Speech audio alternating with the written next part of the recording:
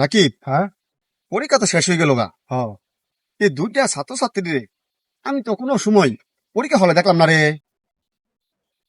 আর দেখবি কইতে রে, এটা সবসময় বই নিয়ে পড়ে থাকে রে। আসলেই এরা মনে হয় খুব ব্রিলিয়েন্ট ছাত্র রে। কেন, তুইও টাঙ্গা এলাকার সবচেয়ে বিলেন ছাত্র। আরে আমি যে ব্রিলিয়েন্ট ছাত্র এটা আমিও জানি, কিন্তু যারা এসএসসি পরীক্ষায় ভালো মার্ক নিয়ে পাশ করে এদের সরকার একটা লিস্ট করে, ঠিক আছে, আমি তো ভাবছি এই লিস্টে সর্বপ্রথম নাম থাকবো আমার।